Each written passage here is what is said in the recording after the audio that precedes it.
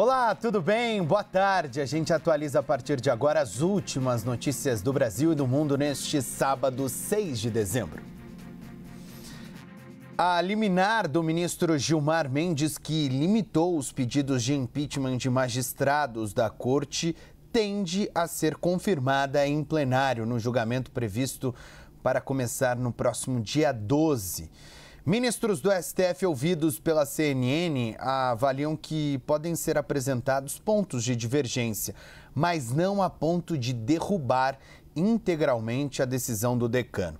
Nos bastidores da corte, a avaliação da maioria dos gabinetes é de que a chamada lei do impeachment de 1950 de fato precisa ser reinterpretada à luz da Constituição Federal, que veio 38 anos depois. Uma ala de ministros não desconsidera a importância simbólica da decisão diante de um momento político em que o impeachment de magistrados foi banalizado e tem sido usado como instrumento de intimidação do STF. E um dia depois de anunciar que será o sucessor político do ex-presidente Jair Bolsonaro, o senador Flávio Bolsonaro disse que dará início às negociações em torno do projeto da direita já neste sábado. Duda Cambraia tem os detalhes ao vivo aqui de Brasília. Oi, Duda, bem-vinda. Boa tarde. Boa tarde, Pedro. Boa tarde a todos que acompanham a CNN Brasil. Exatamente, Pedro. Flávio Bolsonaro, às 8 da manhã deste sábado, usou as redes sociais, então, para fazer essa postagem. A gente, inclusive, separou esse tweet do senador Flávio Bolsonaro, agora também pré-candidato à presidência da República pelo PL. Flávio escreveu, abre aspas, o primeiro gesto que eu peço a todas as lideranças políticas que se dizem anti-Lula é aprovar a anistia ainda este ano. Espero não estar sendo radical por querer anistia para inocentes. Temos só 2 semanas. Vamos unir a direita. Fecha aspas. Pedro, por que 2 semanas? A gente lembra, o ano está acabando, mas acaba ainda mais cedo no Congresso Nacional. São apenas mais 2 semanas de trabalho antes, então, do recesso parlamentar. Por isso, agora, Flávio, como pré-candidato à presidência pelo PL, faz esse apelo para que a anistia seja votada ainda em 2025. Para a semana que vem, Pedro, a gente acompanha de perto o primeiro encontro de Flávio Bolsonaro com o pai depois desse anúncio público da pré-candidatura. Flávio Bolsonaro deve se encontrar com o ex-presidente Jair Messias Bolsonaro na terça-feira de manhã. A gente lembra que Bolsonaro foi condenado a 27 anos e 3 meses de prisão por liderar uma tentativa de golpe de Estado e há 2 semanas está preso na Superintendência da Polícia Federal aqui em Brasília. Desde que ele foi para a PF, as visitas estão ainda mais restritas do que na época que ele estava em prisão domiciliar. E agora Flávio Bolsonaro terá 30 minutos na terça-feira para conversar com o pai e articular como será essa candidatura para 2026, Pedro. Ele pode visitar o pai entre 9 e 11 da manhã na terça-feira. A gente vai acompanhar de perto com a expectativa de que o deputado possa, inclusive, falar com a imprensa depois sobre como foi o encontro com o ex-presidente. Pedro, volto com você. Vamos acompanhar, Duda. Obrigado pelas suas informações. E a gente já começa a projetar os cenários para as eleições do ano que vem. Uma pesquisa Datafolha divulgada hoje mostra que o presidente Lula venceria Flávio Bolsonaro em um eventual segundo turno em 2026. Neste cenário, Lula aparece com 51% das intenções de voto contra 36% de Flávio Bolsonaro, uma diferença de 15 pontos. Em julho, o placar era de 48% a 37% para Lula. Brancos e nulos somam 12%, enquanto apenas 1% não soube responder. O Datafolha também fez uma simulação de segundo turno entre o presidente Lula e o governador de São Paulo, Tarcísio de Freitas. Lula aparece com 47% das intenções de voto, enquanto Tarcísio registra 42%. Em julho, a diferença era um pouco menor, 45% a 41%. Os números também mostram uma leve queda no eleitorado que declara voto em branco, nulo ou nenhum, que passou de 12% para 10%. Os que ainda não sabem em quem votar continuam em torno de 2%. A pesquisa ouviu 2.002 pessoas em 113 municípios pelo país entre os dias 2 e 4 de dezembro, portanto, antes do anúncio oficial da família Bolsonaro. A margem de erro é de 2 pontos percentuais, para mais ou para menos. Notícias internacionais agora. Os Estados Unidos mobilizaram mais equipamentos militares em Porto Rico, no Caribe, em meio às tensões com a Venezuela. Embarcações e carros anfíbios foram vistos desembarcando na praia de El Faro, no sul da ilha. Mais militares americanos também chegaram ao local, assim como veículos blindados pesados.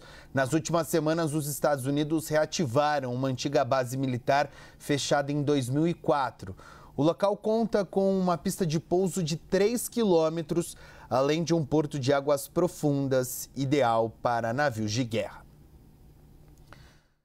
Na Indonésia, já chega a quase 900 o número de mortos em enchentes e deslizamentos de terra após um ciclone atingir o país.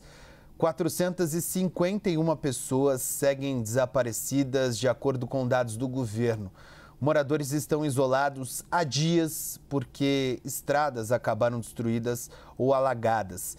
Muitos tiveram que sair de onde estavam para procurar comida, enquanto outros usavam água da enchente para cozinhar. Autoridades locais pedem que o governo declare emergência nacional, o que liberaria mais fundos para resgate e reconstrução. Outras partes do Sudeste Asiático também foram devastadas por esse mesmo ciclone. Há centenas de mortos também na Tailândia e na Malásia. A gente vai seguir monitorando a situação lá no Sudeste da Ásia. A Petrobras anunciou a entrega do primeiro combustível sustentável produzido no Brasil. O chamado SAF foi comercializado com distribuidoras que atuam no Aeroporto Internacional Tom Jobim, no Rio de Janeiro. O volume inicial de 3.000 metros cúbicos equivale a cerca de um dia de consumo total dos aeroportos do estado. Esse combustível pode substituir o querosene de aviação tradicional sem a necessidade de ajustes nas aeronaves ou na infraestrutura de abastecimento. A presidente da Petrobras, Magda Chambriard, disse que o produto contribui para o cumprimento das metas de descarbonização do setor aéreo.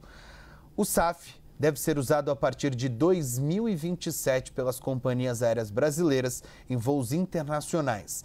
Já o uso em voos domésticos deve ser exigido aos poucos pela Lei do Combustível do Futuro. O volume diário de transações feitas pelo Pix atingiu um novo recorde. Foram 313 milhões e 300 mil transações ao longo desta última sexta-feira. A movimentação total dessas transferências foi de quase 180 bilhões de reais, o maior valor registrado desde a criação do Pix. Vale lembrar que o recorde anterior tem pouco tempo, em 28 de novembro deste ano, véspera da Black Friday. Na data, foram feitas pouco mais de 297 milhões de transações via Pix. A turma está adorando essa criação do Banco Central. Os setores de hospedagem e alimentação do Brasil devem faturar 80 bilhões de reais em dezembro, impulsionados por mais turistas e o aquecimento do mercado interno. A estimativa é do Núcleo de Pesquisa e Estatística da Federação de Hotéis, Restaurantes e Bares do Estado de São Paulo. Segundo a Núcleo, dezembro é o melhor mês disparado para os dois segmentos. Isso porque são férias escolares, festas de fim de ano e o pagamento do 13º salário que tendem a impulsionar os setores. E a FIFA divulgou hoje mais detalhes da tabela da Copa do Mundo de 2026. Jairo Nascimento, o que a gente já sabe sobre o caminho da nossa seleção, onde que a gente vai jogar, que horas a gente vai jogar? Estava olhando aqui nas redes sociais, tem muito CLT reclamando dos horários dos jogos. Jairo, conta pra gente. Com razão, né, Pedro? Porque a gente já conhece os adversários, as cidades que vão sediar os Jogos do Brasil e sabemos que na primeira fase todos os jogos serão na parte da noite, tá? Os adversários da nossa seleção serão Marrocos, no jogo de estreia. Depois, o Brasil enfrenta Haiti e a Escócia. Inclusive, o Brasil perdeu uma única vez para o Marrocos e nunca foi derrotado, nem pelos haitianos, muito menos pelos escoceses. O jogo contra o Marrocos vai acontecer no dia 13 de junho, às 7 horas da noite. Olha a informação consolidada para você. Este, inclusive, estádio que vai acontecer o jogo lá em Nova York, Nova Jersey, é o mesmo palco da final da Copa do Mundo, tá? A segunda partida contra o Haiti acontece no dia 19, lá na Filadélfia, às 10 horas da noite. Por fim, a partida contra a Escócia será no dia 24, às 7 da noite, em Miami. Estas são já, inclusive, as informações com o fuso horário no horário brasileiro, ok? Essas foram as principais notícias do momento. Você fica agora com o CNN Viagem Gastronomia. A gente volta ao vivo às 4h15 da tarde, atualizando tudo o que está acontecendo no Brasil e no mundo. Até mais!